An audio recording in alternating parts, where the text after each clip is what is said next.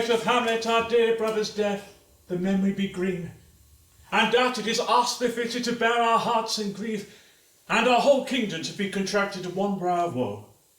Yet so far hath discretion fought with nature, that we with wiser sorrow think on him, together with remembrance of ourselves.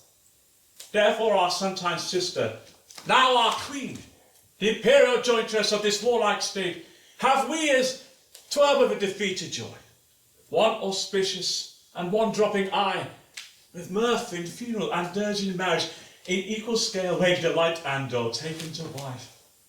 Nor have we here in bard or better wisdoms, which have freely gone with this affair along. For all are friends. And now, Laertes, what is the news of you? You told us of some suit. What is Laertes? You cannot speak of reason to the dame and loose your voice. What must thou beg, Laertes? The head is not more native to the heart, the hand more instrumental to the mouth, than the throne of Denmark to thy father. What wouldst thou have, Laertes? My lord, my dread lord, your leave and favour to return to France, for when so willingly I came to Denmark to show my duty in your coronation, yet now, that duty done, I must confess, my thoughts and wishes bend again towards France. Have your father's leave? What saith Polonius? He hath, my lord, wrung from me my slow leave. I do beseech you, give him leave to go. Take thy fair hour, Laertes, time be thine, and thy best graces spend it at thy will. But now, my cousin Hamlet, and my son. Little more than kin and less than kind. How is it that the clouds still hang on you? Not so, my lord, I am too much of the sun. Good Hamlet, cast thy knighted colour off, and let thine eye look like a friend on Denmark. Do not for ever with thy veiled lids seek thy noble father in the dust. Thou knowest 'tis common, all that lives must die, passing through nature to eternity. Aye, madam, it is common. If it be, why seems it so particular to thee? Seems, madam. Nay, it is, I know not seems. 'Tis not alone my inky cloak, good mother, nor customary suits of solemn black, no, nor windy suspiration of forced breath, nor the fruitful river in the eye, nor the dejected haviour of the visage, together with all forms, moods, shows of grief that can denote me truly. These indeed seem, for they are action that a man might play, but I have that within which passeth show, these but the trappings and the suits of woe. 'Tis sweet and commendable in your nature, Hamlet, to give these mourning duties to your father, but you must know your father lost a father, and father lost his, and the survivor bound in filial obligation for some term to do obsequious sorrow, but to persevere in obstinate condolement is a course of impious stubbornness. Fight is a fault to heaven, a fault against the dead, a fault to nature, to reason most absurd, whose common theme is death of fathers, and who still have cried from the first course till he that died today, this must be so. We pray you, fruit of this unprevailing woe, and think of us as of a father. For your intent in going back to school in Wittenberg, it is most retrograde to our desire, and we beseech you, beg you to remain here in the cheer and comfort of our eye, our chiefest courtier, cousin, and our son. Let not thy mother lose her prayers, Hamlet. I pray thee, stay here with us. Go not to Wittenberg. I shall in all my best obey you, madam. Why, 'tis a loving and fair reply. Be as ourself in Denmark. Come away.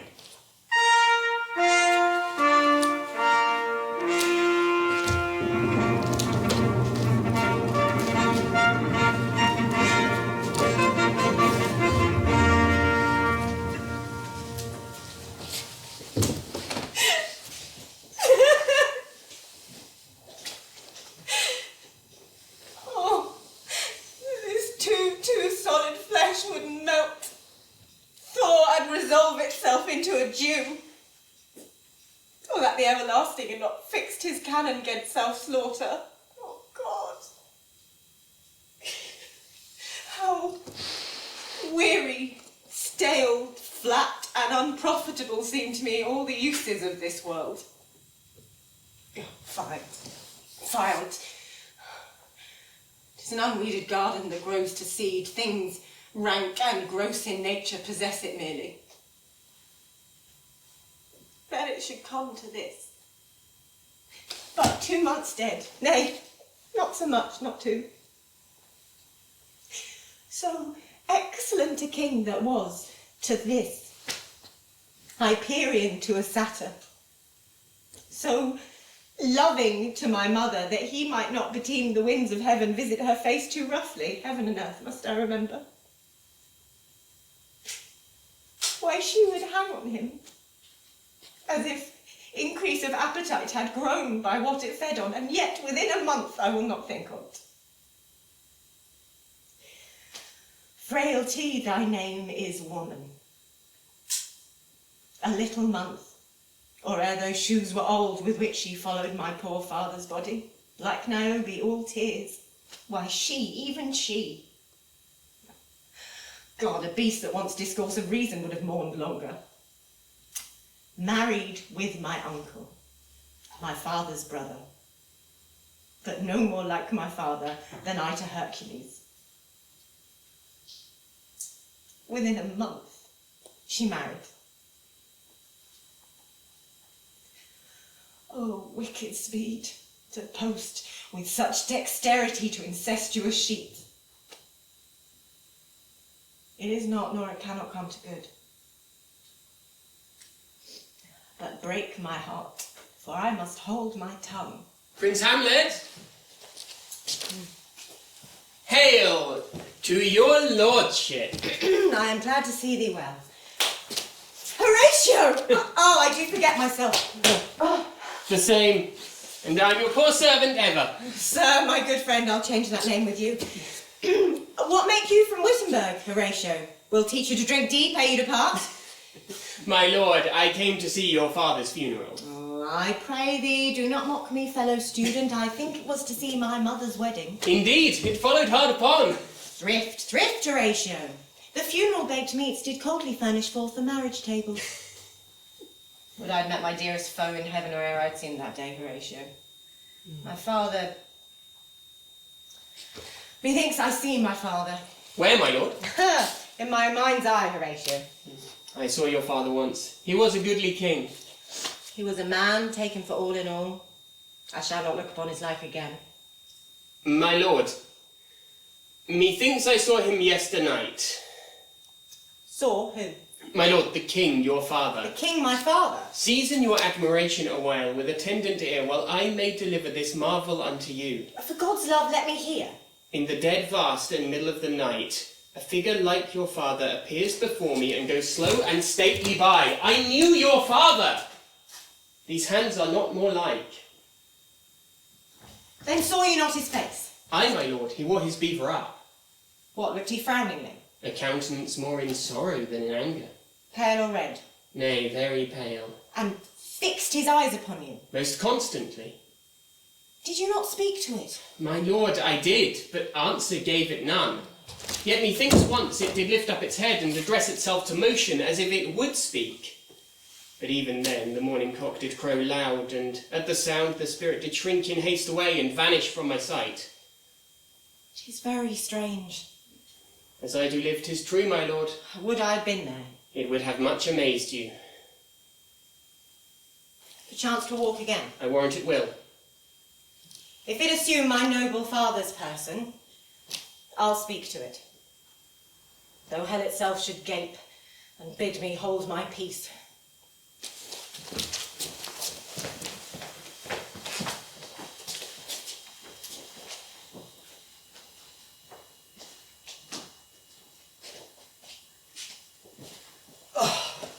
My necessaries are embarked. Farewell. And sister, as the winds give benefit and convoy is assistant, do not sleep. But let me hear from you. Do you doubt that? For Hamlet, and the trifling of his favour, hold it a fashion and a toy in blood, a violet in the youth of primary nature, forward, not permanent, sweet, not lasting, the perfume and suppliance of a minute, no more. No more, but so. Think it no more. Perhaps he loves you now, but you must fear his greatness weighed, his will is not his own. Fear it, dear sister, fear it, Ophelia, and keep you in the rear of your affection, out of the shot and danger of desire. I shall the effect of this good lesson keep, as watchman to my heart. But good my brother, do not, as some ungracious pastors do, show me the steep and thorny way to heaven, whilst like a puffed and reckless libertine himself the primrose path of dalliance tread, and recks not his own reed. Oh, fear me not. I stay too long. Up, but here my father comes. Yet here, Laertes. Aboard, for shame. The wind sits in the shoulder of your sail, and you are stayed for. There, my blessing with thee, and these few precepts. In thy memory look thou character. Give thy thoughts no tongue, nor any unproportioned thought is act. Be thou familiar, but by no means vulgar. Those friends thou hast, and their adoption tried, grapple them to thy soul with hoops of steel. Give every man thine ear, but few thy voice. Costly thy habit, as thy purse can buy, but not steeped in fancy. Rich, not gaudy, for the apparel oft proclaims the man. Neither a borrower nor a lender be, for loan oft loses both itself and friend, and borrowing dulls the edge of husbandry. This above all, to thine own self be true, and it must follow, as the night the day, thou canst not then be false to any man. Farewell. My blessing season this in thee. Most humbly do I take my leave, my lord. The time invites you. Go, your servants tend. Farewell, Ophelia, and remember well what I have said to you. 'Tis in my memory locked, and you yourself shall keep the key of it. Farewell.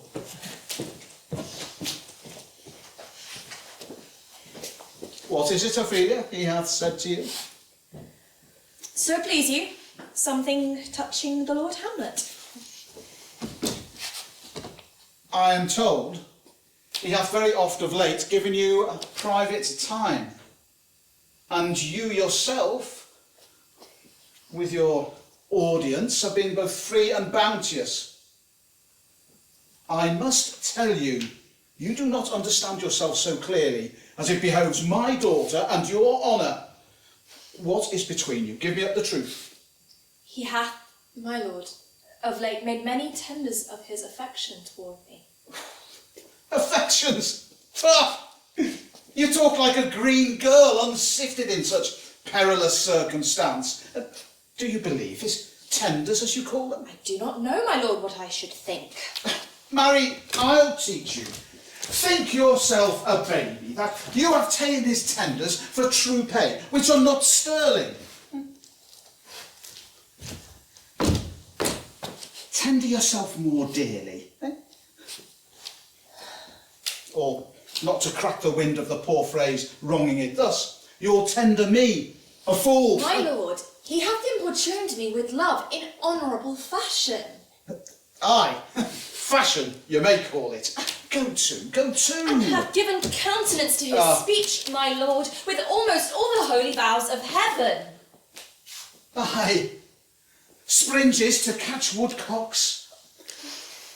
I do know, when the blood burns, how prodigal the soul lends the tongue vows. But these blazes, daughter, you must not take for fire. From this time, be somewhat scanter with your maiden presence. Set your entreatment at a higher rate. In few, Ophelia, do not believe his vows. This is for all. I would not, in plain terms, from this time forth, have you so slander any moment leisure as to give words and talk with the Lord Hamlet. Look you to it, I charge you. Come your ways. I shall obey, my lord.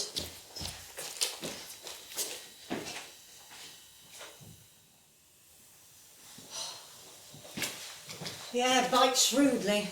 It is very cold. It is a nipping and eager air. What hour now? Look, my lord, it comes. Angels and ministers of grace defend us. Be thy intents wicked or charitable, thou comest in such a questionable shape that I will speak to thee. I'll call thee Hamlet, King, Father, Royal Dane. Answer me. Let me not burst in ignorance, but tell why thy canonized bones, hearsed in death, have burst their cerements. Say, why is this? Wherefore? What should we do? Something is rotten in the state of Denmark. Mark me, my hour is almost come when I to sulphurous and tormenting flames must render up myself. Alas, poor ghost. Pity me not, but lend thy serious hearing to what I shall unfold. Speak, I am bound to hear. So art thou to revenge when thou shalt hear. What? Now, Hamlet, hear. 'Tis given out that sleeping in my orchard, a serpent stung me. So the whole ear of Denmark is by a forged process of my death rankly abused. But know thou, noble youth, the serpent that did sting thy father's life now wears his crown. Oh, my prophetic soul, my uncle! Aye, that incestuous, that adulterate beast, with witchcraft of his wit, with traitorous gifts, or unto his shameful lust the will of my most seeming virtuous queen. Brief let me be, sleeping within my orchard, my custom always of the afternoon, upon my secure hour thy uncle's stall, with juice of cursed heaven on inner vial, and in the porches of my ears did pour the leprous distilment whose effect had such an enmity with blood of man, that swift as quicksilver it courses through the natural gates and alleys of the body, and with a sudden vigour deposit and curd like eager droppings into milk, the thin and wholesome blood. So did it mine. Thus was I, sleeping by a brother's hand, of life, of crown, of queen, and once dispatched, cut off, even in the blossoms of my sin, no reckoning made, but sent to my account, with all my imperfections on my head. Oh, horrible! Oh, horrible! Most horrible! If thou hast nature in thee, bear it not! Let not the royal bed of Denmark be a couch for luxury and damned incest. But howsoever thou pursuest this act, take not thy mind, nor let thy soul contrive against thy mother aught. Leave her to heaven, and to those fawns that in her bosom lodge, to prick and sting her. Fare thee well at once. Adieu, adieu. Hamlet, remember me.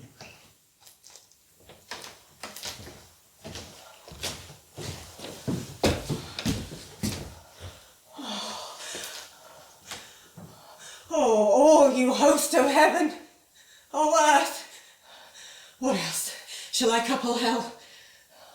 Fie, hold my heart, and you my sinews grow not instant old, but bear me stiffly up. Remember thee, aye, thou poor ghost, whilst memory holds a seat in this distracted globe, remember thee.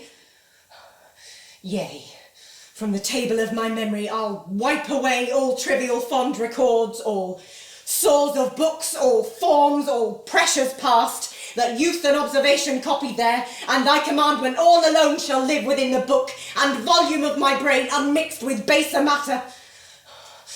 Oh, most pernicious woman! Oh, villain, smiling, damned villain! The one may smile and be a villain. At least I'm sure it may be so in Denmark.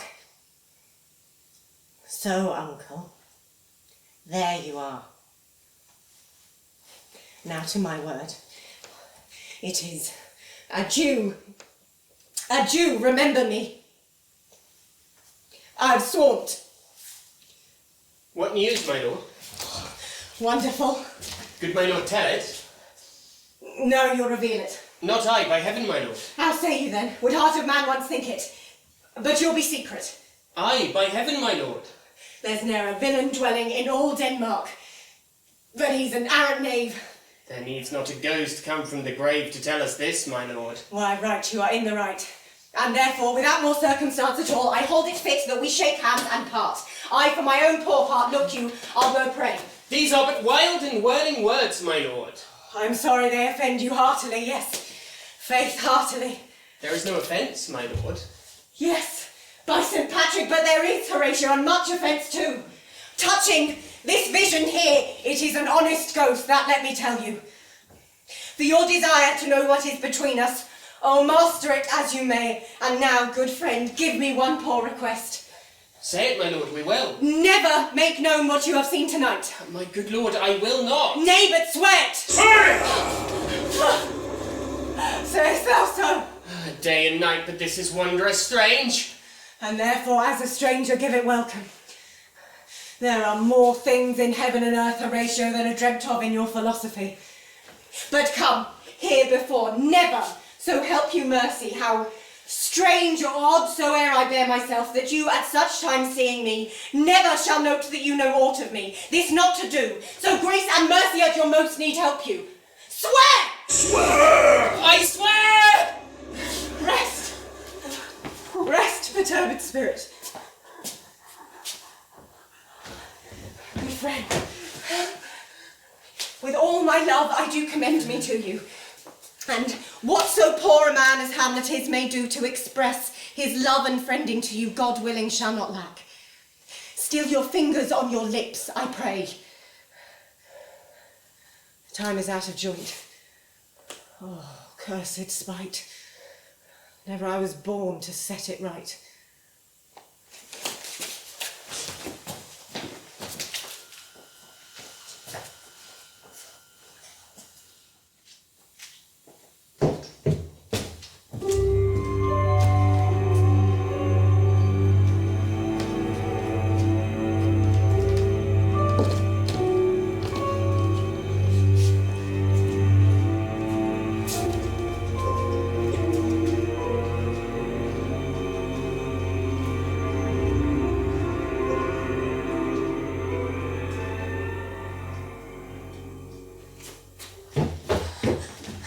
How now, Ophelia?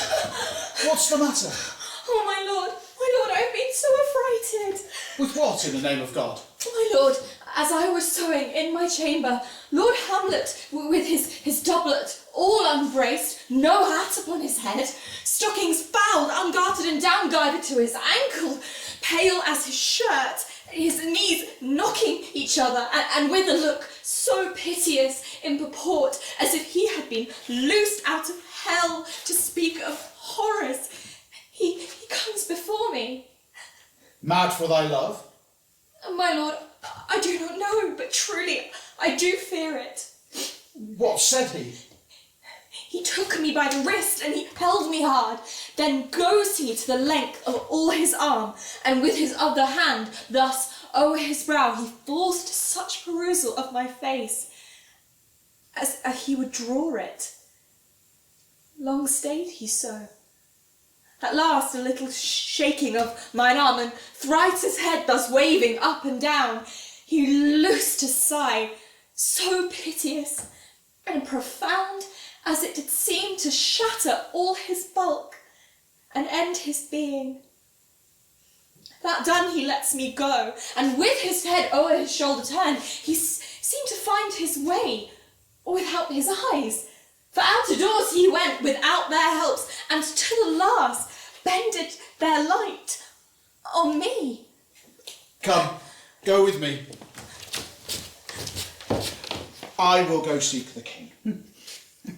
This is the very ecstasy of love, I'm sorry. What? Have you given any harsh words of late? No, my good lord, but as you did request, I did deny his fetters and repelled his access to me. That hath made him mad. I am sorry that with better heed and judgment I had not quoted him. Come, go we to the king. This must be known, which being kept close might move more grief to hide than hate to utter love.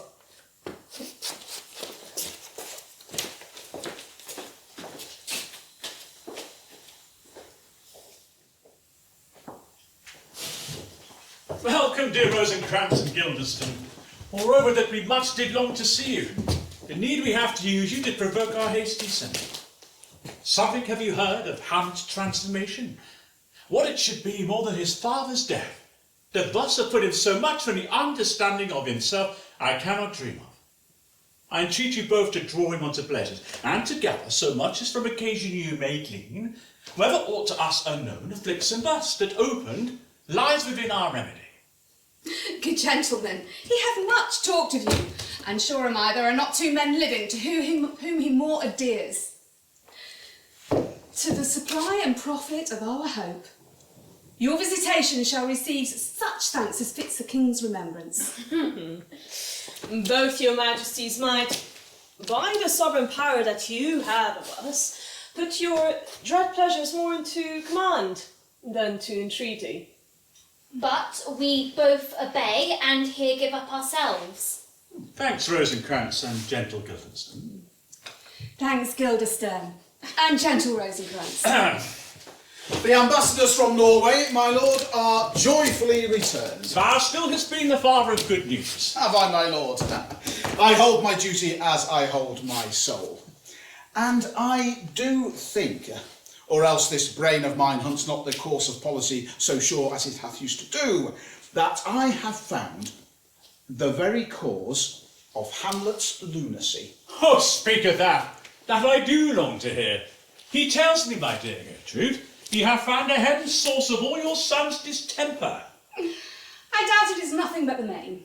His father's death and our over hasty marriage. Well, we shall sift him. My liege and madam, to expostulate.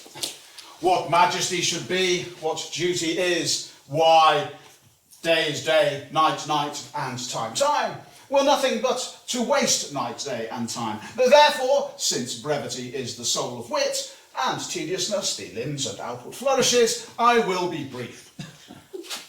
Your noble son is mad. Mad call I it, for to define true madness, what is it but to be nothing else but mad? But let that go.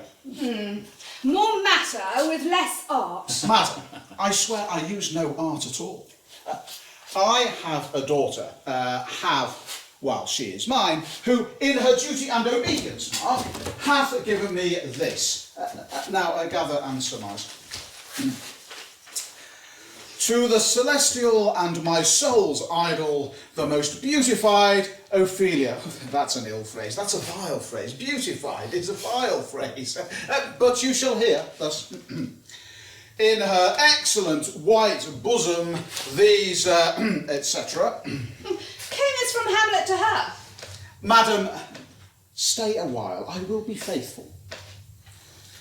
Doubt thou the stars are fire, doubt that the sun doth move, doubt truth to be a liar, but never doubt I love, most dear lady, thine evermore, Hamlet. This in her obedience hath my daughter shown me, and more above.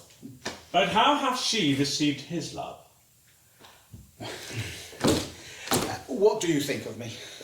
As of a man, faithful and honourable. I would fain prove so.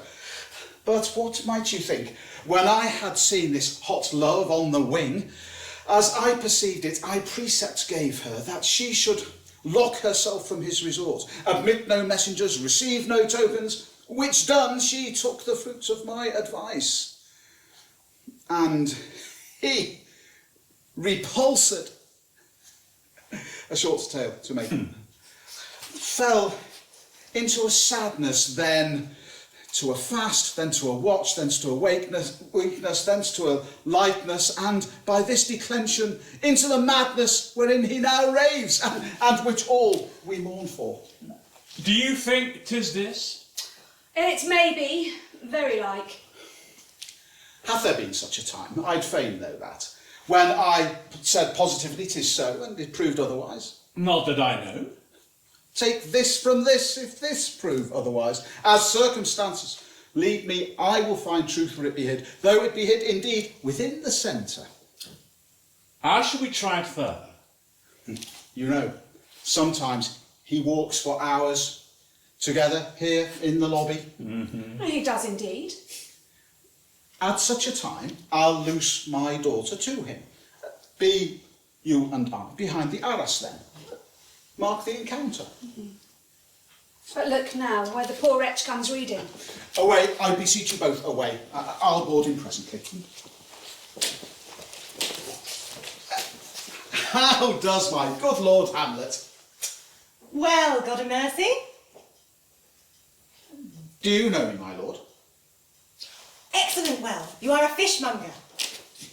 Not I, my lord. Then I would you were so honest a man. Honest, my lord. Aye, sir. To be honest as this world goes is to be one man picked out of 10,000. That's very true, my lord. For if the sun breed maggots in a dead dog, being a god kissing carrion. Have you a daughter? I have, my lord. Let her not walk in the sun. Conception is a blessing, but not as your daughter might conceive. Friend, look to it. What say you by that? Still harping on my daughter. And yet he knew me not at first. He said I was a fishmonger. He's far gone, far gone. Yet, truly, in my youth I suffered much extremity for love. Very near this. I'll talk to him again. What do you read, my lord? Words. Words. Words. What's the matter, my lord? Between who? I mean the matter that you read, my lord. Slanders, sir. For the satirical rogue says here that old men have grey beards, that their faces are wrinkled, and that they have a plentiful lack of wit, together with most weak hands. All which, sir, though I most powerfully and potently believe, yet I hold it not honesty to have it thus set down. Though this be madness, yet there's method in it. Will you walk out of the air, my lord? Into my grave? Indeed, that is, out of the air. How pregnant sometimes his replies are. I will leave him now, and suddenly contrive the means of meeting between him and my daughter. My lord, I will take my leave of you. You cannot, sir, take from me anything that I will more willingly part with all. Except my life. Except my life. Except my life. Farewell, my lord.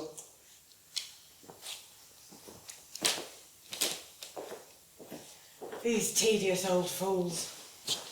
My honoured lord. My most dear lord! How does sound ill and so broken? What's the news? Oh, no, my lord, but that the world has grown honest. Then it's doomsday near. But your news is not true. Let me question more in particular. What of you, my good friends, deserved at the hands of fortune that she sends you to prison hither? Prison, my lord. Denmark's the prison. Then is the world one. A goodly one, which there are many confines, wards and dungeons, Denmark being one of the worst.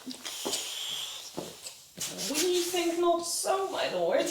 Why, then 'tis none to you. For there is nothing either good or bad, but thinking makes it so. To me, it is a prison. Why then, your ambition makes it one. 'Tis too narrow for your mind. Oh, God.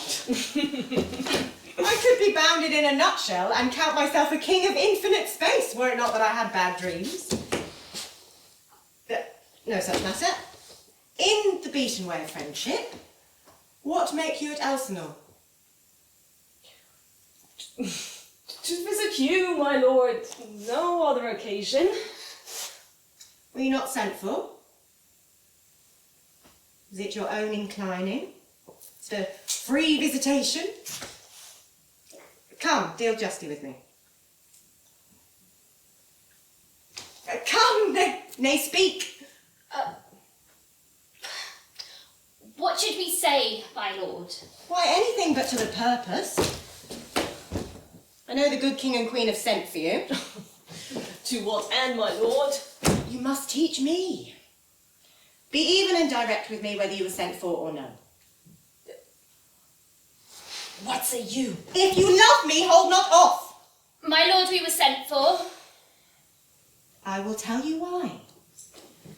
So shall my anticipation prevent your discovery, and your secrecy to the king and queen moult no feather.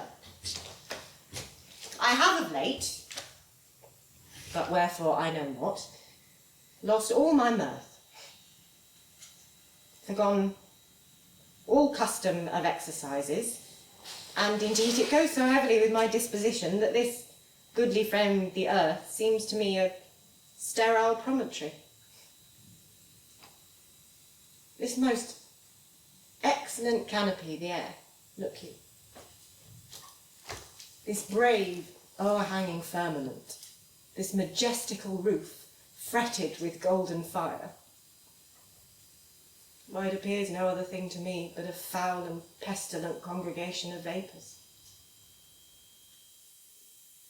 What a piece of work is a man, how noble in reason, how infinite in faculty, in form and moving, how express and admirable, in action, how like an angel, in apprehension, how like a god. The beauty of the world, the paragon of animals, and yet to me, what is this quintessence of dust? Man delights not me. No, nor woman neither. Though by your smiling you seem to say so. No, there was no such stuff in my thoughts, my lord. Why did you laugh then when I said man delights not me? To think, my lord, if you delight not a man, what Lenten entertainment shall the players receive from you? We coached them on the way, and hither are they coming to offer you service. Players? What players are they? My lord, the tragedians of the city, those that you took delight so often to see. You are welcome to Elsinore. Come, your hands. You are welcome. But my uncle father and aunt mother are deceived. In what, my lord? I am but mad north-northwest. When the wind is southerly, I know a hawk from a handsaw. My lord, I have news to tell you. My lord, I have news to tell you. The actors are come hither, my lord. Does.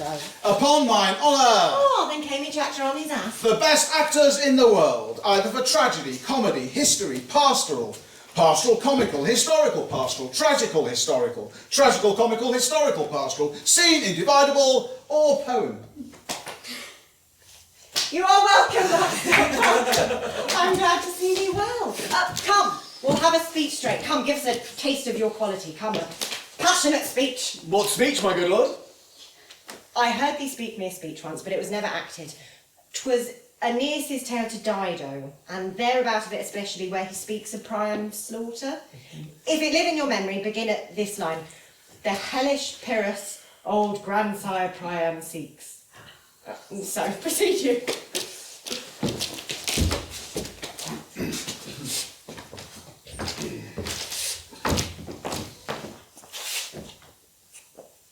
Anon he finds him, striking too short at Greeks. His antique sword, rebellious to his arm, lies where it falls, repugnant to command.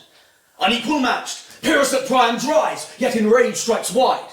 But with the whiff and wind of his fell sword, the unnerved father falls. Then, senseless Ilium, seeming to fill this blow, with flaming top stoops to its base, and with a hideous crash takes prisoner Pyrrhus' ear, who, for lo, his sword, which was declining upon the milky head of reverend Priam, seemed in the air to stick. So, as a painted tyrant Pyrrhus stood, and like a neutral to his will and matter did nothing. But, as we often see, against some storm, a silence in the heaven. The rack stands still, the bold wind speechless, and the orb below as hushed as death. Anon, the dreadful thunder doth rend the region. So, after Pyrrhus' pause, arousing vengeance sets him newer work, and never did the Cyclops' hammers fall on Mars' armour, forged from proof return, with less remorse than Pyrrhus' bleeding sword now falls on Priam! Out! Out, thou strumpet fortune! This is too long. It shall to the barbers with your beard. Prithee, say on. Come to Hecuba. Oh, but who? Oh, who did see the mobled queen? That's good. Mobled queen is good. Run barefoot, up and down, threatening the flames with bissome ruin. A cloud upon that head where late the diadem stood, and for a robe about her lank and all o'er-teemed loins a blanket in the alarm of fear caught up. Who this had seen, with tongue in venom, steeped 'gainst fortune's state, would treason have pronounced. But if the gods themselves did see her then, when she saw Pyrrhus make malicious sport in mincing with his sword her husband's limbs, the instant burst of clamour that she made, unless things mortal move them not at all, would make milch the burning eyes of heaven, and passion in the gods. Look, whether he hath not turned his colour and has tears in his eyes, I prithee, no more. 'Tis well. I'll have thee speak out the rest soon. Good my lord, will you see the players well bestowed? Do you hear me? Let them be well used, for they are the abstract and brief chronicles of the time. My lord, I will use them according to their desert. God's bodykins, man, much better. Take them in. Come on, sir. Follow him, my lord. We'll hear a play tomorrow. Just now, hear me, old friend. Can you play the murder of Gonzago? Aye, my lord. We'll have tomorrow night. You could, for a need, study a speech of some dozen or 16 lines that I would set down in certain, could you not? Aye, my lord. Very well. Follow that, lord. And look you mock him not. My good friends, I will leave you until night. Oh, you are welcome to Elsinore. Good, my lord. Aye, so God be with you. And you.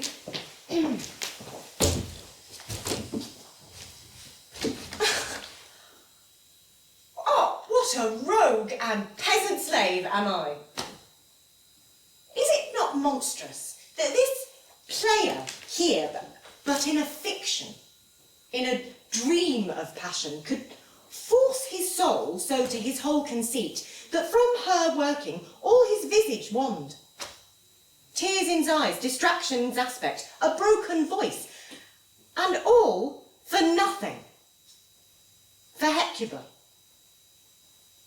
What's Hecuba to him, or he to Hecuba, that he should weep for her? What would he do, had he the motive and the cue for passion I have? He would drown the stage with tears and cleave the general ear with horrid speech, make mad the guilty, appall the free, confound the ignorant, and amaze indeed the very faculties of eyes and ears, while I, a dull and muddy-mettled rascal, peak like John o' Dreams, unpregnant of my cause, and can say nothing. No, not for a king, upon whose property and most dear life a damned defeat was made. Am I a coward? Swoons, I should take it. For it cannot be, but I am pigeon-livered, and lack gall to make oppression bitter, or ere this I should have fatted all the region kites with this slave's offal about my brain.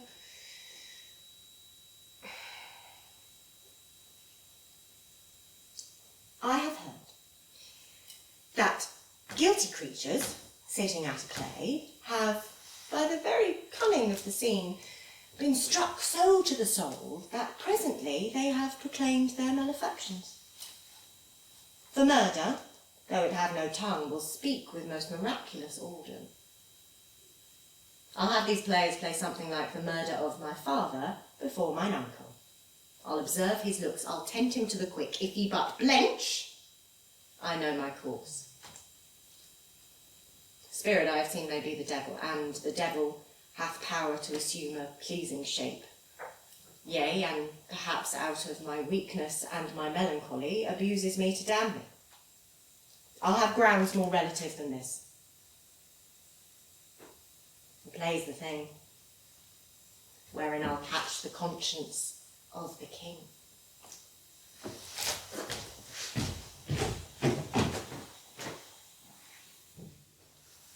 And can you, by no drift of circumstance, get from him why he puts on this confusion?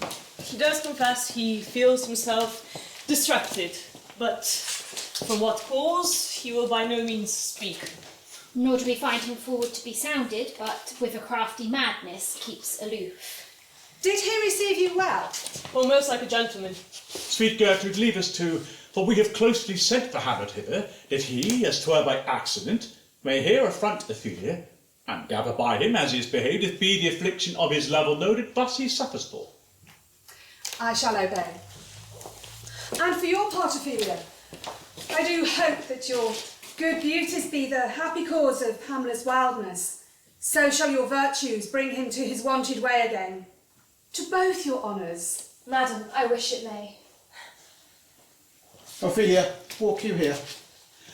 Gracious sir, please you, we will bestow ourselves.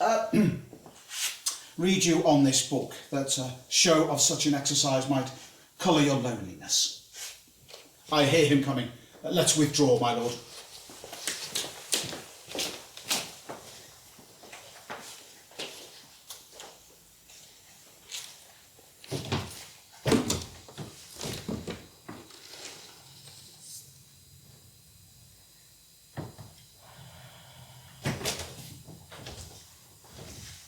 Soft you now, the fair Ophelia.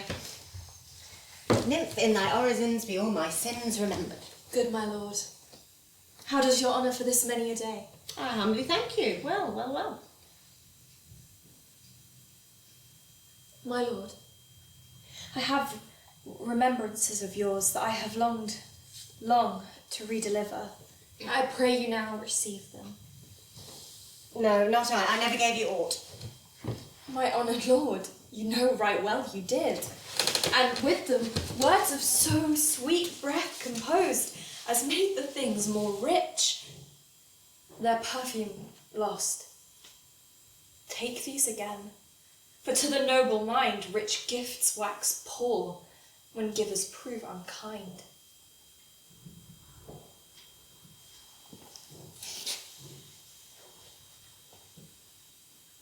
Are you honest? My lord, Are you fair? what means your lordship? That if you be honest and fair, your honesty should admit no discourse to your beauty. Could beauty, my lord, have better commerce than with honesty? Aye, truly. For the power of beauty will sooner translate honesty from what it is to a bawd than the force of honesty will transform beauty into his likeness. This was sometime a paradox, but now the time gives it proof. I did love you once. Indeed, my lord, you made me believe so. Should not have believed me, I loved you not. I was the more deceived. Get thee to a nunnery. Why wouldst thou be a breeder of sinners? I am myself indifferent honest, and yet I could accuse me of such things it were better my mother had not borne me. I am very proud, revengeful, ambitious, with more offences at my beck than I have thoughts to put them in, imagination to give them shape, or time to act them in.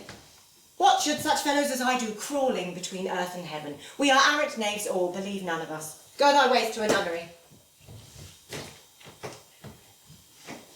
Where is your father? At home, my lord. Let the doors be shut upon him, that he may play the fool nowhere but in's own house. Farewell. Oh, help him, you sweet heavens. If thou dost marry, I'll give thee this plague for thy dowry. Be thou as chaste as ice, as pure as snow, thou shalt not escape calumny. To a nunnery, go, farewell. Or, if thou wilt need marry a fool. For wise men know well enough what monsters you make of them. To a nunnery, go, and quickly too. Farewell. Restore him, you heavenly powers. I've heard your paintings too well enough. God gives you one face and you paint yourselves another. You jig, you amble, and you lisp, and nickname God's creatures, and make your wantonness your ignorance. Go to all no more. It hath made me mad! I say we will have no more marriages. Those that are married already, all save one shall live. The rest will keep as they are.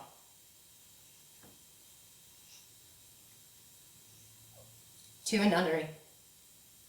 Go.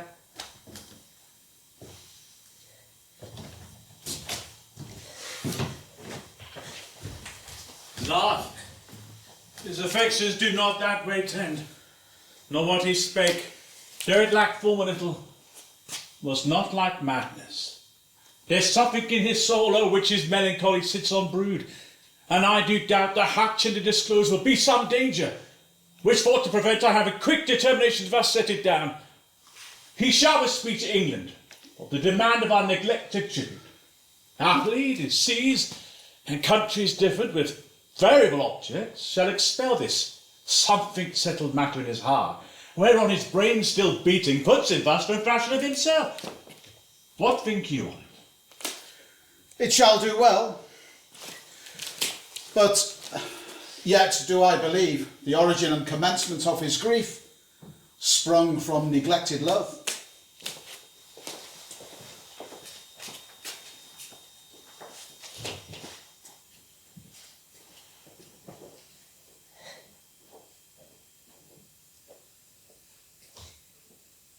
Oh, what a noble mind is here o'erthrown.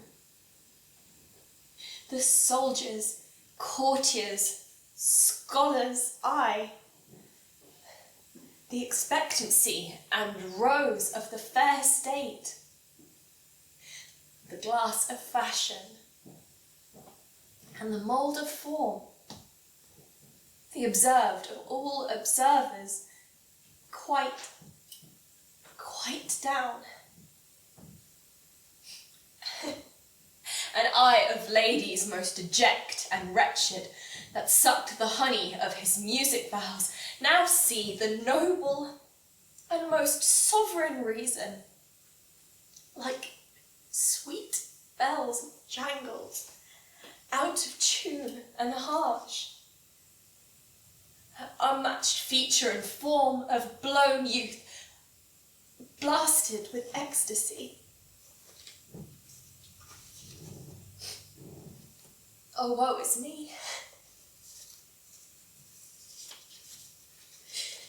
To have seen what I have seen. See what I see.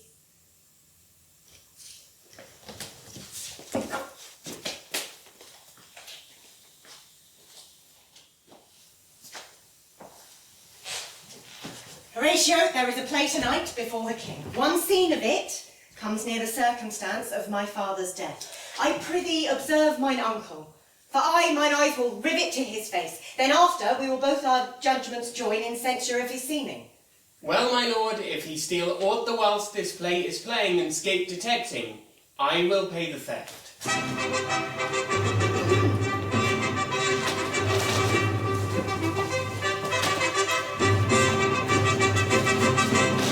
How fares our cousin Hamlet? Well, God a mercy. Of the chameleon's dish I eat the air, promise crammed. You cannot feed capon so. Have nothing for this answer, Hamlet. These birds are not mine. No, not mine now. My lord, you played one from the university, you said? That did I, my lord, and was accounted a good actor. What did you enact? I did enact Julius Caesar. I was killed at the Capitol. Brutus killed me. It was a brute part of him to kill so capital a calf there. Be the players ready? Aye, they stay upon your patience. Hamlet, come hither. Sit by me. No, good mother. Here's metal more attractive. Oh, do you mark that?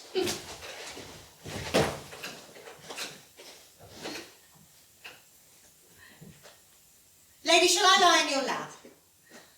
No, my lord. I mean my head upon your lap. Aye, my lord. Did you think I meant country matters?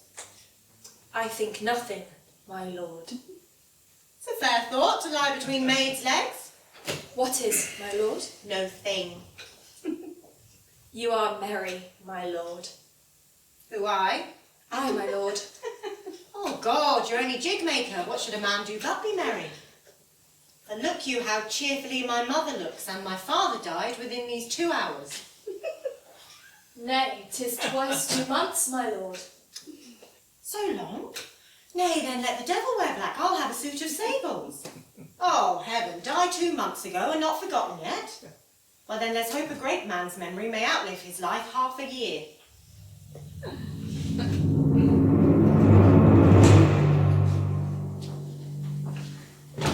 Faith, leave me here, and shortly too.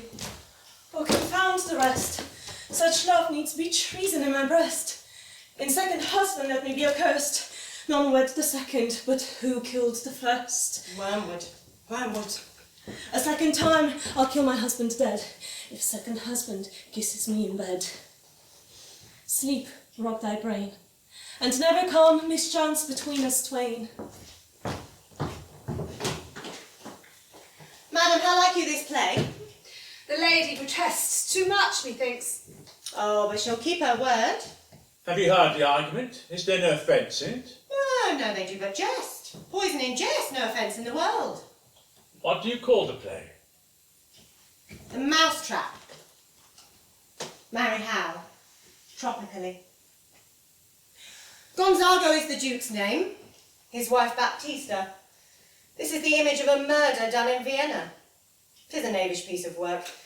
But what of that, you and your Majesty and we that have free souls, it touches us not. This is one Lucianus, nephew to the king. He poisons him in the garden for his estate. You shall see anon how the murderer gets the love of Gonzago's wife.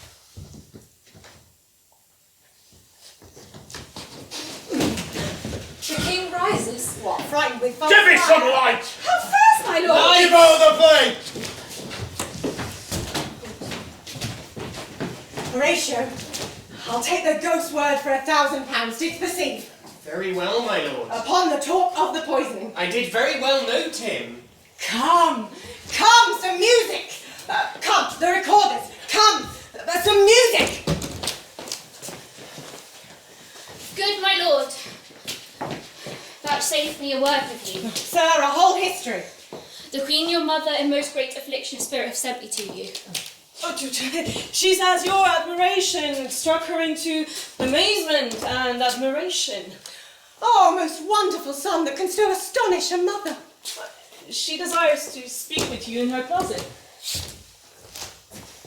We shall obey, were she 10 times our mother. Have you any further trade with us? My lord, you did once love me. Aye, so I do still by these pickers and stealers. Good my lord, what is the cause of your distemper? You do surely bar the door upon your own liberty if you deny your griefs to your friend. Sir, I lack advancement. How can that be? How can that be when you have the voice of the king himself for your succession in Denmark?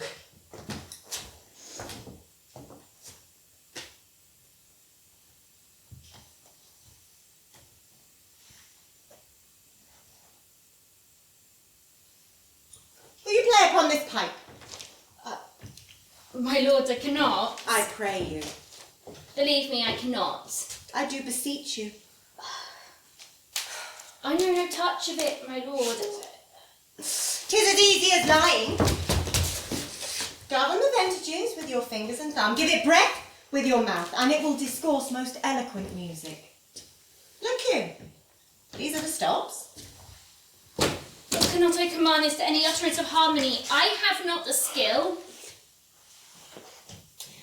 Why, look you then, how unworthy a thing you make of me.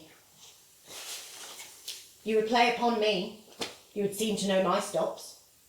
You would pluck out the heart of my mystery, you would sound me from my lowest note to the top of my compass. And there is much music, excellent voice in this little organ, yet cannot you make it speak? Blood! Do you think I am easy to be played on than a pipe? Call me what instrument you will, though you can paint me, yet you cannot play upon me. God bless you, sir. My lord, the Queen would speak with you, and presently. Do you see yonder cloud that's almost in shape as a camel? By the mass. And it is like a camel, indeed. Methinks it is like a weasel. It is backed like a weasel. Or like a whale. Oh, very like a whale. Then I will come to my mother by and by. I will say so. By and by is easily said. Leave me, friends.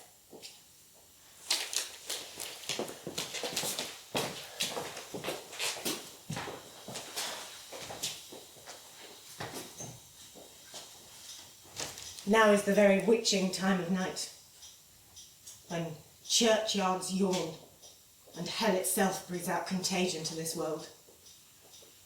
Now could I drink hot blood and do such bitter business that the day would quake to look on.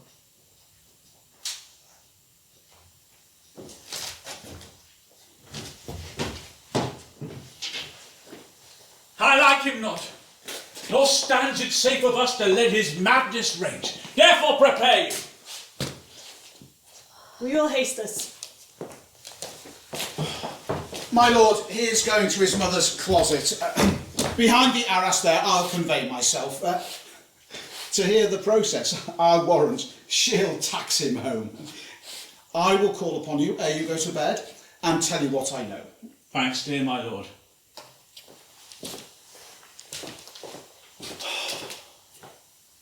Oh, my offence is rank. It smells to heaven. It hath the primal elder's curse upon't a brother's murder.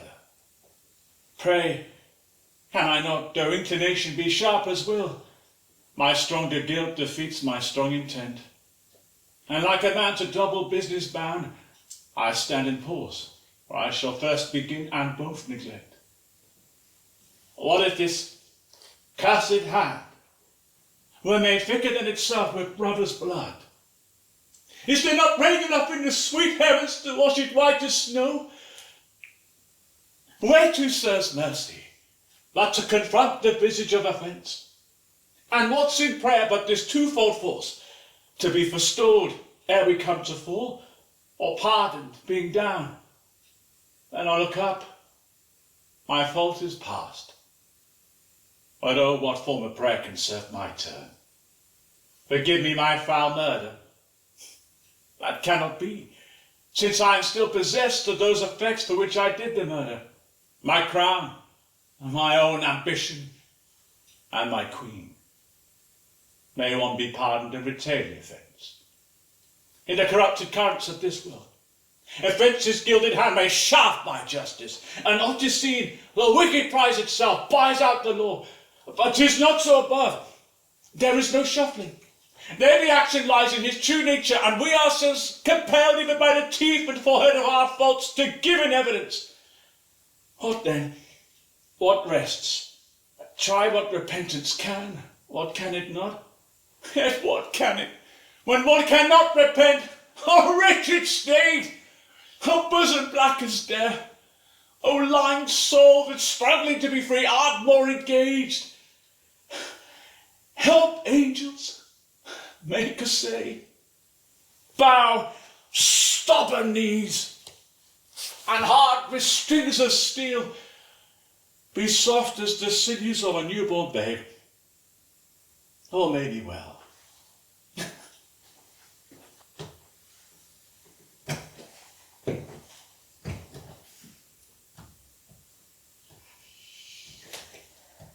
Now might I do it, Pat. Now he is praying.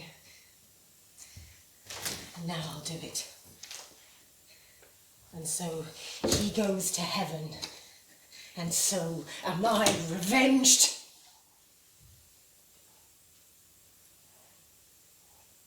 This would be scanned. A villain kills my father, and for that I, his sole son, do this same villain send to heaven. This is hire and salary, not revenge. He took my father grossly, full of bread, with all his crimes broad blown as flush as May, and how his audit stand, who knows save heaven. But in our circumstance and course of thought 'tis heavy with him. And am I then revenged? To take him in the purging of his soul when it is fit and seasoned for his passage? No. Up, sword.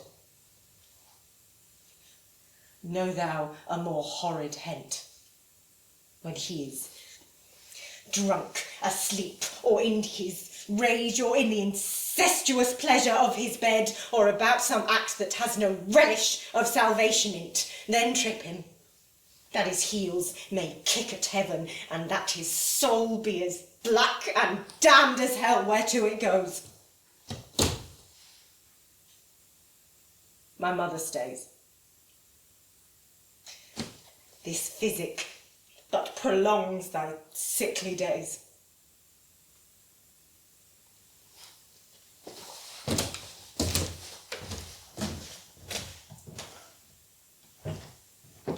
My words fly up, my thoughts remain below. Words without thoughts never to heaven go.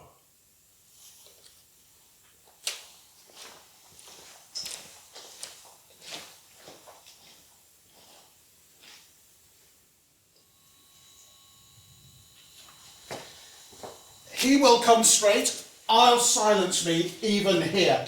Pray you be round with him. I'll warrant you, fear me not. Mother! Withdraw. Mother! I hear him coming. Mother!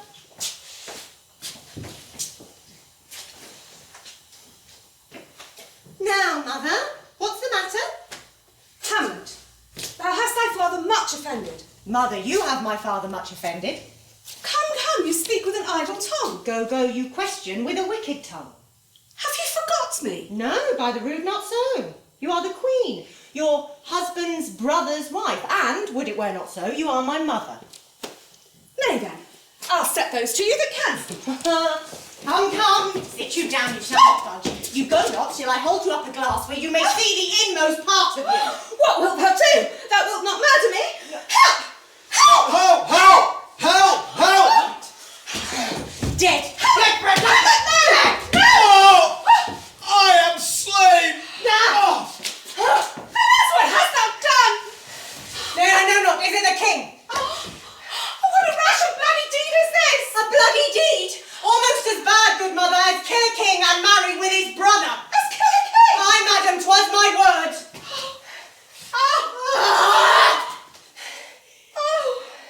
Thou wretched, rash, intruding fool! Farewell. I took thee for thy better. Take thy fortune, thou findest to be too busy, in some danger. Leave wringing of your hands, please sit you down, and let me wring your heart, for so I shall if it be made of penetrable stuff. What have I done that thou darest wag thy tongue in noise so rude against me? Such an act that blurs the grace and blush of modesty, calls virtue hypocrite, takes off the blister from the forehead of an innocent love, and sets a blister there, makes marriage vows as false as dice's oaths. I mean, what act that roars so loud and thunders in the index? Look you here. upon this picture and on this. The counterfeit presentment of two brothers. See what a grace was seated on this bough, Hyperion's curls. The front of Jove himself. And I, like Mars, to threaten and command, a combination and a form indeed where every god did seem to set his seal to give the world assurance of a man. This was your husband. Look you now what follows. Here is your husband, like a mildewed ear, blasting his wholesome brother. Have you eyes? Could you, on this fair mountain, leave to feed and batten on this moor? Have you eyes? You cannot call it love. For at your age the heyday in the blood is tame, it's humble, and waits upon the judgement. And what judgment would step from this to this? What devil was't that thus hath cozened you at Hoodman blind? Eyes without feeling, feeling without sight, ears without hands or eyes, smelling songs all but a sickly part of one true sense could not so mope. Shame, where is thy blush? Oh, Hamlet, no more. You have turned my eyes into my very soul, where I see such black and branded spots as will not leave their tint. No more, sweet Hamlet. Nay, but to live in the rank sweat of an enseamed bed, stewed in corruption, honeying and making love over the nasty stone. No more, sweet Hamlet, these words are like daggers in mine ears. No more. A murderer, and a villain, a slave that is not 1/20th part the tithe of your precedent lord. No more. A king of shreds and patches. Oh, save me, and hover over me with your wings, you heavenly gods. What would your gracious figure? Alas, he is mad. Have you not come your tardy son to chide that, lapsed in time and passion, lets go by the important acting of your dread command? Say! Do not forget, this visitation is but to whet my almost blunted purpose. But look, amazement on thy mother sits. Oh, step between her and her fighting soul. Speak to her, Hamlet. How is it with you, lady?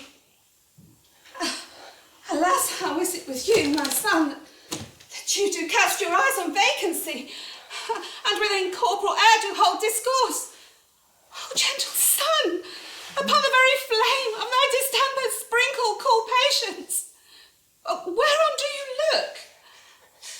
On him! On him! Do not look upon me! Who do you speak this? Do you see nothing there? Nothing. Nor did Yet all that is I see. you nothing here? Nothing but ourselves. Why, look you there, look! My father! In his habit as he lived! Why, look! There he goes, even now, out of the portal. This is the very coinage of your brain. This bodiless creation ecstasy is very cunning in. Ecstasy. My pulse, as yours, doth temperately keep time, and makes as healthful music. It is not madness I have uttered. Oh, mother, for love of grace, lay not that flattering unction to your soul, that not your trespass but my madness speaks. It will but skin and film the ulcerous place, whilst rank corruption, mining all within, infects unseen. Confess yourself to heaven. Repent what's past, avoid what is to come, and do not spread the compost on the weeds to make them ranker. Oh, Hamlet, thou hast cleft my heart in twain. Then throw away the worser part of it, and live the purer with the other half. Once more, good night. When you are desirous to be blessed, I'll blessing beg of you. For this same lord I do repent. But heaven hath pleased it so to punish me with this and this with me, that I may be their scourge and minister. I will bestow him, and will answer well the death I gave him. One word more, good lady. What shall I do? Not this. By no means that I bid you do. Let the bloat king tempt you once again to bed. Pinch wanton on your cheek, call you his mouse, and let him for a pair of reachy kisses or paddling in your neck with his damned fingers make you to ravel all this matter out, that I am essentially not in madness, but mad in craft. 'Twill good you let him know. Rest assured, if words were breath, and breath was life, I have no words left to say what thou hast said to me. Oh.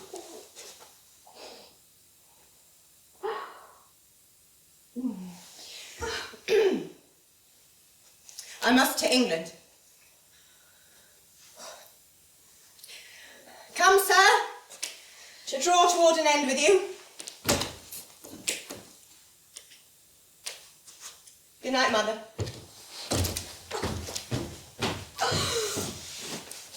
What, Gertrude? How does Hamlet? Mad as the sea and the wind when both contend which is mightier. In his lawless fit, behind the arras hearing something stir, draws his dagger, and in his brainish apprehension kills the unseen good old man.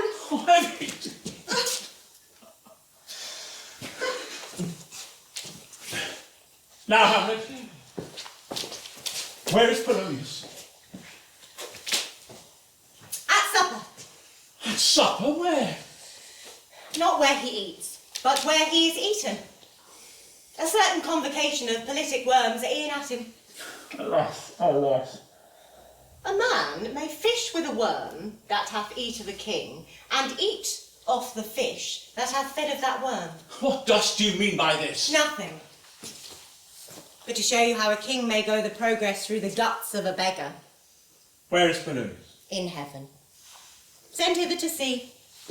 If your messenger find him not there, look you in the other place yourself. Ah, indeed, if you find him not within this month, you shall nose him as you go up the stairs into the lobby. Go seek him there. He will stay till ye come. Hamlet, this deed, for thine especial safety, which we do tender, as we dearly grieve for that which thou hast done, must send thee hence. So prepare thyself. The bark is ready, the wind at help, the sluice its tend, and everything is bent for England. Aye, Hamlet. Good. So is it if thou knewest our purposes? I see a cherub that sees them. But come for England. Farewell, dear mother. Thy loving father, Hamlet. My mother. Father and mother is man and wife is one flesh, and so, my mother. Come. For England!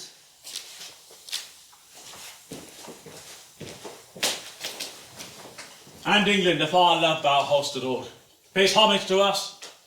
Thou mayst not coldly set our sovereign process, which imparts at full by letters conjuring to that effect the present death of Hamlet. Do it, England, for like the hectic in my blood he rages, and thou must cure me till I know 'tis done. Howe'er my haps, my joys were ne'er begun.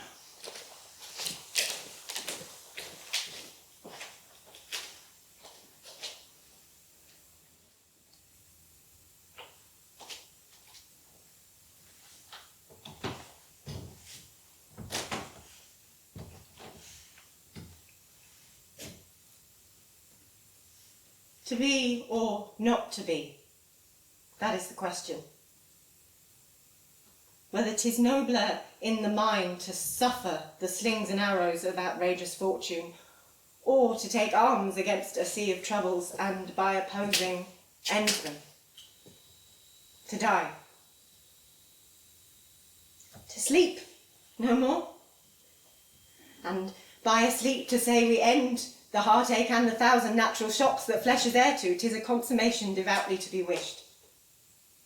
To die. To sleep. To sleep, perchance to dream. Aye, there's the rub. For in that sleep of death, what dreams may come when we have shuffled off this mortal coil must give us pause. There's the respect that makes calamity of so long life. For who would bear the whips and scorns of time, the oppressor's wrong, the proud man's contumely, the pangs of despised love, the law's delay, the insolence of office, and the spurns, the patient merit that the unworthy takes, when he himself might his quietus make with a bare bodkin? Who would fardels bear, to grunt and sweat under a weary life, but that the dread of something after death, the undiscovered country from whose bourne no traveller returns, puzzles the will, and makes us rather bear those ills we have than fly to others that we know not of? Thus conscience does make cowards of us all. And thus the native hue of resolution is sicklied o'er with the pale cast of thought, and enterprises of great pith and moment with this regard their currents turn awry, and lose the name of action.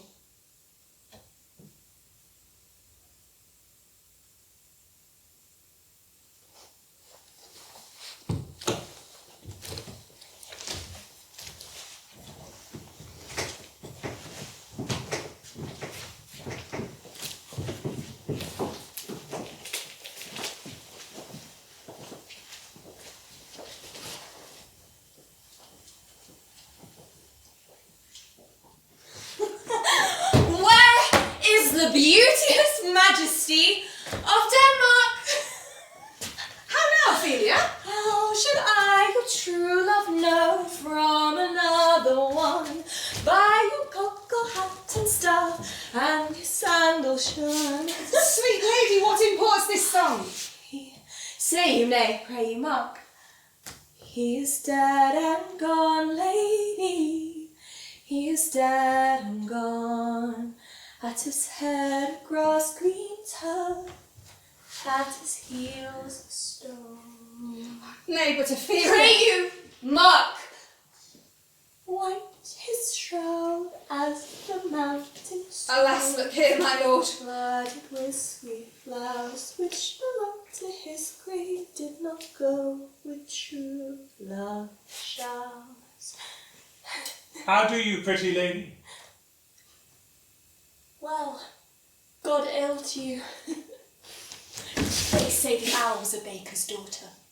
Lord, we know what we are, but we know not what we may be. God be at your table. Conceit upon her father. Pray you, let's have no more of this, but when they ask you what it means, say you this.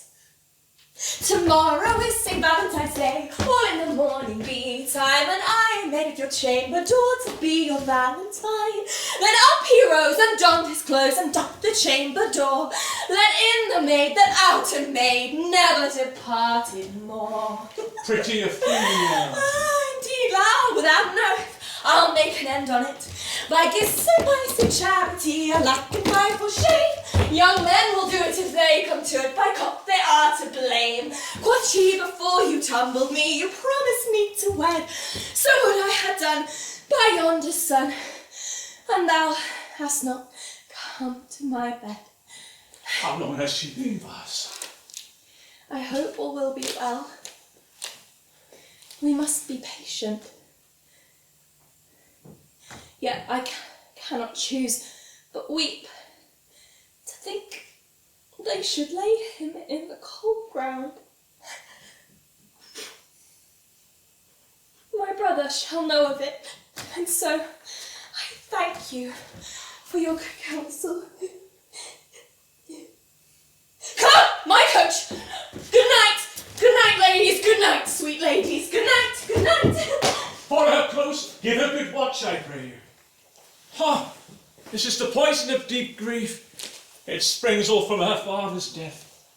Oh, Gertrude, Gertrude, when sorrows come, they come not single spies, but in battalions. First her father slain. Where is the king? Alack, what noise is this? Oh, thou vile king! Calmly, lads, calmly! Where is my father? Dead! But not by him! Let him demand his bill! How came he dead? I'll not be juggled with. To hell allegiances! Vow to the blackest devil! I dare damnation! To this point I stand! Let come what come! Only I'll be revenged most thoroughly for my father! Good Laertes, if you desire to know the certainty of your dear father's death, it's written in your revenge. That swoop stake you will drop both friend and foe, winner and loser. None but his enemies. Why, now you speak like a good child and a true gentleman, that I am guiltless of your father's death, and most sensible in grief for it. It shall as level to your judgment, peers, as day does to your eye. How now? What noise is that? Ophelia! Kind sister. Oh, him barefaced on here. Hey no nonny, hey nonny, hey nonny. And from his grave bring men here. Fare you well, dove. There's rosemary. That's for remembrance, pray, love, remember. And there's pansies. That's for thoughts. A document in madness. Thoughts and affliction fitted. There's fennel for you. And there is columbine. And here is rue for you. We may call it Her Grace of Sundays. You must wear your rue with a difference. Here, take some daisies. I would give you some violets, but they all withered when my father died. And will he not come again? And will he not come again? No, no. He is dead. He is dead. He will not come again. His beard is white as snow. All flaxen was his poll. He is gone. He is gone. God have mercy on his soul. And all Christian souls, I pray, God be with you.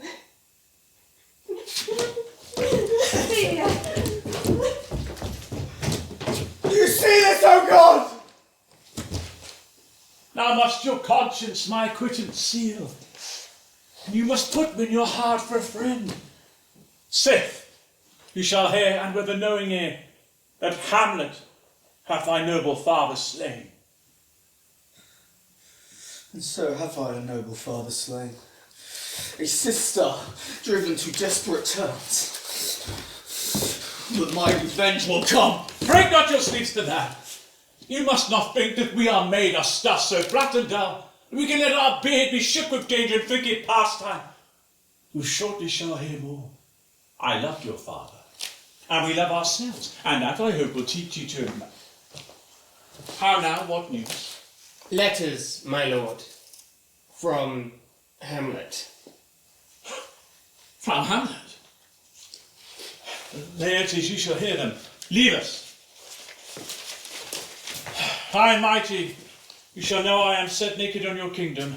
Tomorrow shall I beg leave to see your kingly eyes, when I shall, first asking your pardon thereunto, recount the occasion of my sudden and more strange return. Hamlet? From England? Or is it an abuse and no such thing? Know you the hand? 'Tis Hamlet's character. Naked, and in a postscript here he says, alone. Laertes, will you be ruled by me? Aye, my lord. So you will not overrule me to a peace. If he be now returned, I will work him to an exploit, now right under my device, under the which he shall not choose but fall. And for his death, no wind of blame shall breathe, but even his mother shall uncharge the practice and call it accident. My lord, I will be ruled. What would you undertake? To show yourself your father's son indeed, more than in words. To cut his throat in a church. Revenge should have no bounds. But good Laertes, will you do this? Keep close within your chamber. Hamlet returns shall know you are come home. Our portal knows, shall praise your excellence, bring you in fine together, and wager on your heads. He being most generous and free from all contriving will not peruse the foils. So that with these or with a little shuffling, you may choose a sword unbaited, and in a pass of practice requite him for your father. I'll do it, and for that purpose I'll anoint my sword. I bought an unction of a mountebank. I'll touch my point with that contagion, that if I gall him slightly, it may be death. Let's further think of this. If this should fail, let our drift look through our bad performance I had. When in your motion you are hot and dry, and that he calls to drink, I will have prepared him a chalice for the nonce, whereon but sipping, if he by chance escape your venom struck, our purpose may hold there. How now, sweet queen? One woe doth tread upon another's heel. So fast they follow. Your sister's drowned, Laertes. Drown? Where? There is a willow, grows aslant a brook, shows its hoar leaves into the glassy stream. There with fantastic garlands did she make of crow's flowers, nettles, daisies, and long purples, which liberal shepherds do give a grosser name, but our cold maids do dead men's fingers call them.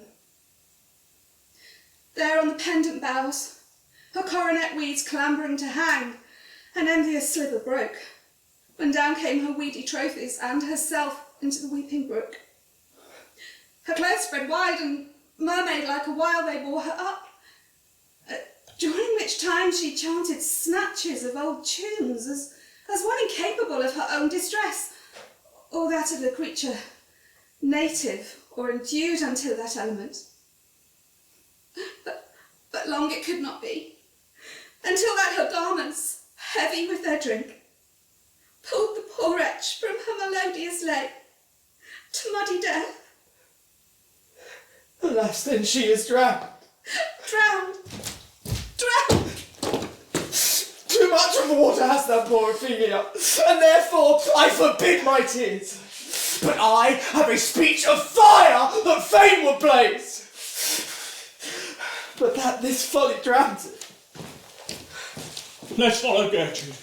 How much I had to do to calm his rage. Now I fear this will give it start again. Therefore let's follow.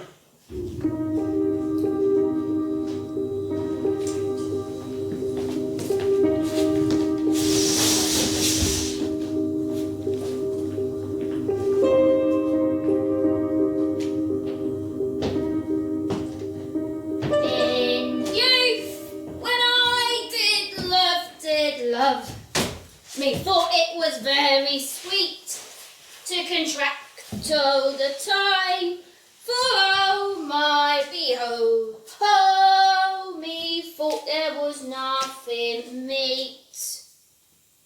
This fellow no feeling of his business that he sings at grave making. Custom hath made it in him a property of easiness.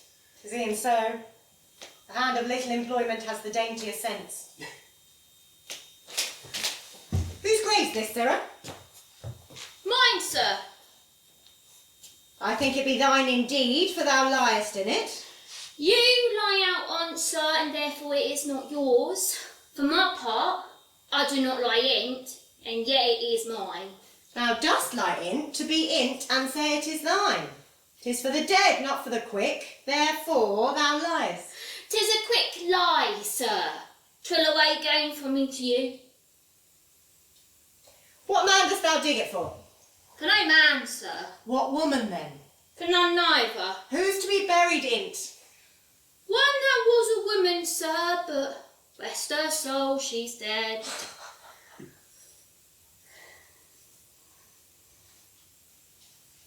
Who's to be buried in't? How long hast thou been a grave maker?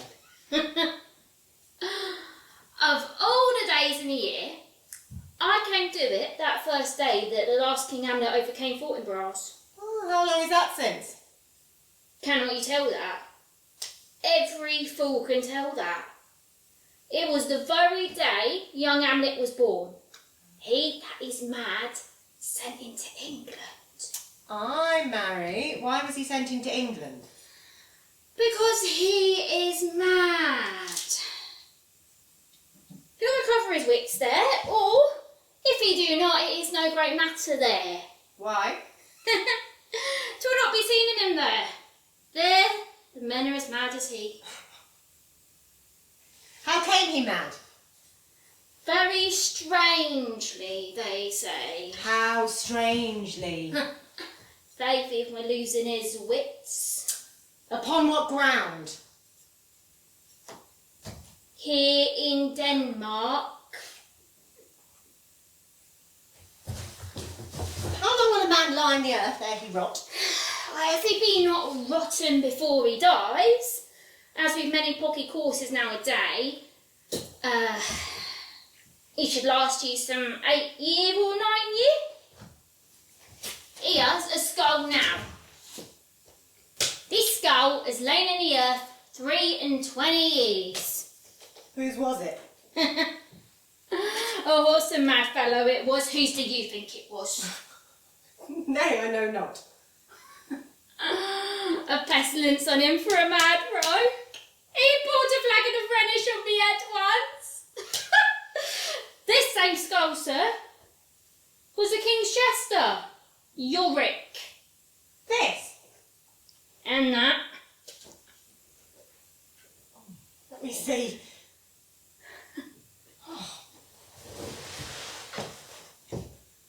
Alas, poor Yorick. I knew him, Horatio. Fellow of infinite jest, most excellent fancy. He hath borne me on his back 1,000 times. Now, how abhorred in my imagination it is. My gorge rims at it. Here hang those lips that I have kissed, I know not how oft. Where be your jibes now? Your gambols, your songs, your flashes of merriment that were wont to set the table on a roar. Not one now to mock your own grinning. Soft, soft. Aside.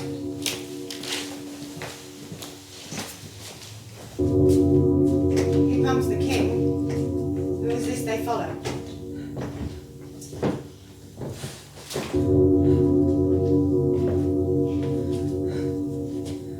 Lay her i' the earth, and from her fair and unpolluted flesh may violets spring.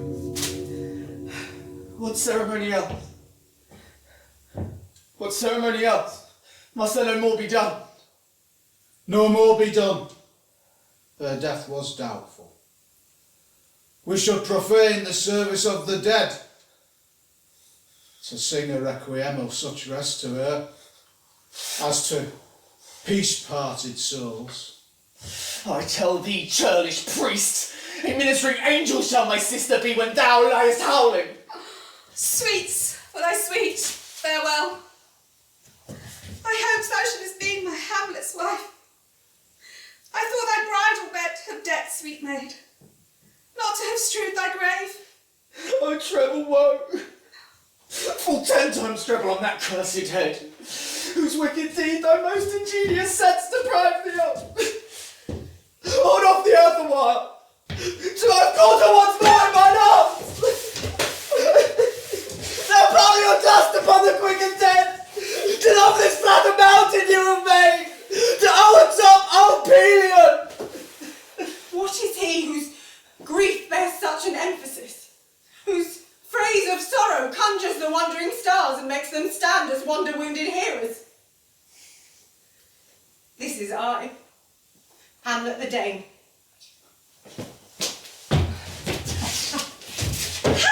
The devil takes thy soul! Cry out asunder! Peace, my good lord!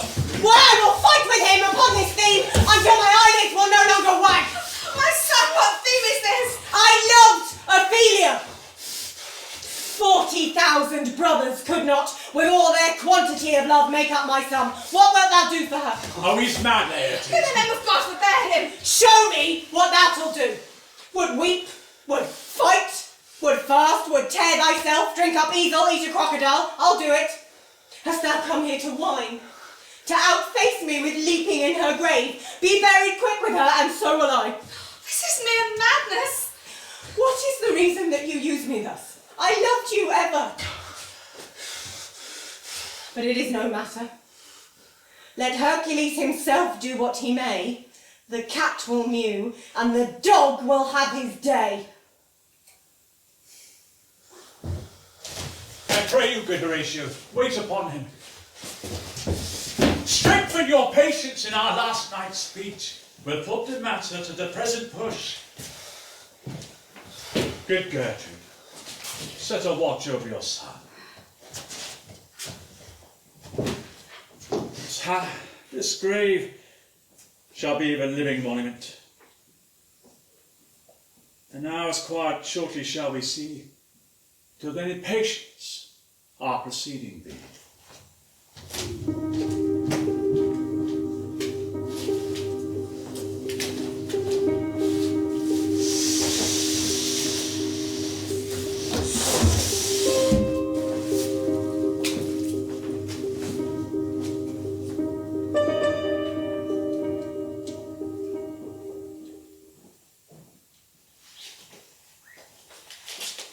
Horatio, I have words to speak in thine ear. Rosencrantz and Guildenstern hold their course for England. Of them I have much to tell thee. There's a divinity that shapes our ends, rough hew them how we will. That is most certain. Sir, in my heart there was a kind of fighting that would not let me sleep. Up from my cabin, my sea gown scarfed about me, in the dark groped I to find out them. Had my desire fingered their packet, making so bold to unseal their grand commission, where I found, Horatio, royal knavery, an exact command that on the supervised, no leisure baited, no, not to stay the grinding of the axe, my head should be struck off. Is't possible? Here's the commission, read it at more leisure. Being thus benetted round with villainies, I sat me down, devised a new commission, wrote it fair, an earnest conjuration from the king, as England was his faithful tributary, that on the view and knowing of these contents, without debatement further more or less, he should the bearers put to sudden death, not shriving time allowed. Why, what a king is this? It's not perfect conscience to quit him with this arm, and it's not to be damned to allow this canker of our nature to come in further evil. It must shortly be known to him from England what is the issue of the business there. It will be short, the interim is mine, and a man's life no more than to say one. Peace. Who comes here? Your lordship. Your lordship is a right welcome back to Denmark. I humbly thank you, sir. Just know this, Waterfly. Not I, my lord. Your state is the more gracious. Sweet lord, if your lordship were at leisure, I should impart a thing to you from his majesty. I will receive it, sir, with all diligence of spirit. Put your bonnet to his right use, 'tis for the head. I thank your lordship, it is very hot. Sir, here is newly come to court Laertes, believe me, an absolute gentleman of excellent differences, very soft society, and great showing. Indeed, to speak feelingly of him, he's the card or calendar of gentry, for you shall find in him the continent of what part a gentleman would be. What imports the nomination of this gentleman? Of Laertes? Of him, sir. You are not ignorant of what excellence Laertes is at his weapon. Sirs, rap your hand dagger. That's two of his weapons, but well. The king, sir, had laid that in a dozen passes between yourself and him, he shall not exceed you 3 hits. He had laid on 12 for 9, and it would come to immediate trial if your lordship would vouchsafe the answer. How if I answer no? I mean, sir, is the opposition of your person and trial? Sir, I will walk here in the hall. Tell His Majesty 'tis the breathing time of day with me. Let the foils be brought. I command my duty to your lordship. Yours. Yours. You will lose this wager, my lord. I do not think so. Since he went into France, I have been in continual practice. Thou would not think how ill all's here about my heart. But it is no matter. If your mind dislike in it anything, obey it. I will forestall their repair hither and say you are not fit. Not a whit. We defy augury. There's a special providence in the fall of a sparrow. If it be now, 'tis not to come. If it be not to come, it will be now. If it be not now, yet it will come. The readiness is all, since no man knows aught of what he leaves, what is to leave betimes. Let be.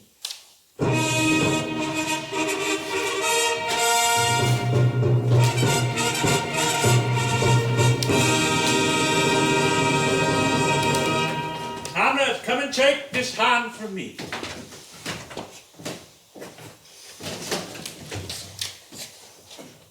Give me your pardon, sir. I've done you wrong. But pardoned, as you are a gentleman. This presence knows, and you must needs have heard, how I am punished with sore distraction. What I have done that might your nature and exception roughly awake, I here proclaim was madness. Was Hamlet wrong Laertes? Never Hamlet.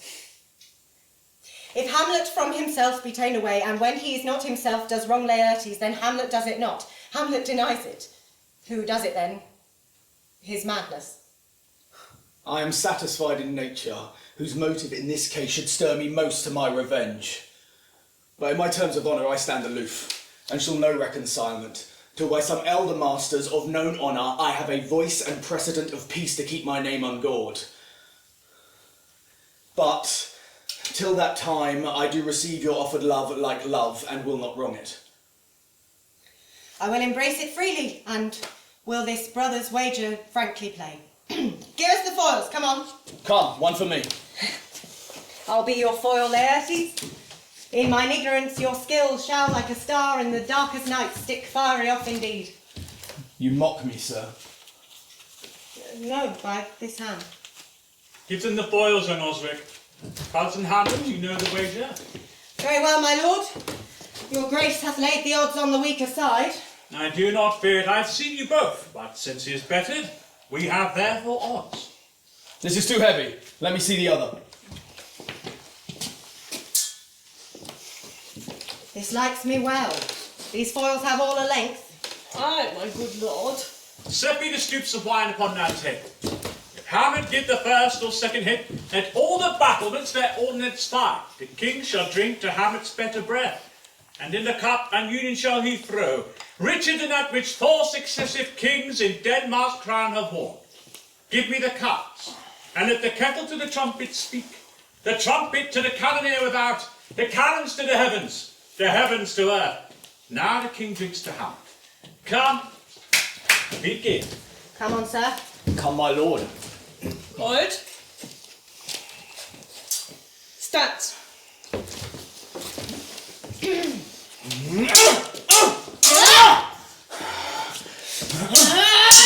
One! No! Judgement! A hit, a very powerful hit. Well, again! Stay, give me drink. Hamlet, this pearl is thine. Here's to thy health. I'll play this bout first, set it by a while. Come! Forward. Stance. Another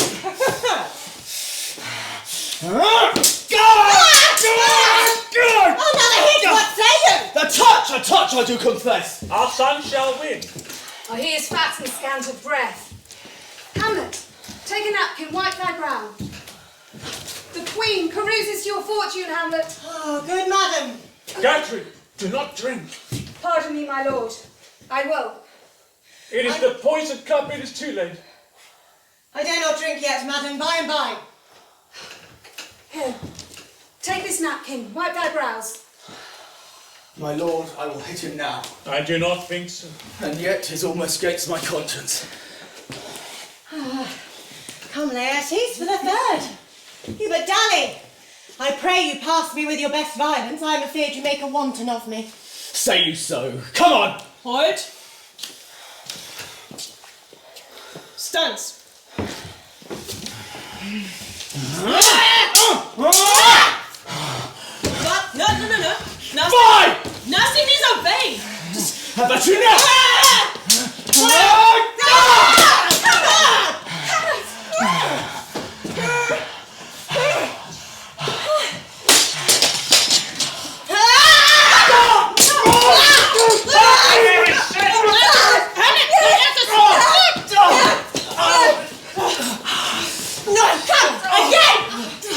They bleed on both sides. How is it, my lord? Look, Josephine! Why, like a woodcock to mine own spring justice, I am justly killed with mine own treachery! How does the queen? She groans to see the bleed. The drink, Hamlet, the drink. Oh, my sweet Hamlet, the drink. Poisoned. Oh, really? How? Let the doors be locked. Treachery, seek it out. It is here, Hamlet! Hamlet, thou art flamed. No medicine in the world can do thee good. In thee there is not half an hour of life. The treacherous instrument was in thy hand, unbaited and envenomed. The foul practice hath turned itself on me. Lo, here I lie, never to rise again. Thy mother's poisoned. I can no more. The king's to blame. King. Wait. And venom too. And venom. I want. Get this heavy friend! I'm unhurt!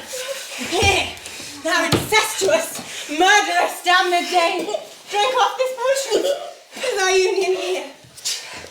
Follow my mother. He is justly served.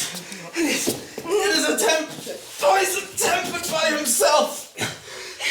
Exchange forgiveness with me, noble Hamlet. Mine and my father's death come not upon thee, nor thine on me. Heaven make thee free of it. I follow thee. Oh, I am dead, Horatio. Wretched queen, adieu. Oh, had I but time. As this fell sergeant, death is strict in his arrest. Oh, I could tell you. But let it be. Horatio, I am dead. Thou livest. Report me and my cause aright to the unsatisfied. Never believe it. I am more an antique Roman than a Dane. Here, there's yet some liquor left. Is thou a man? Give me the...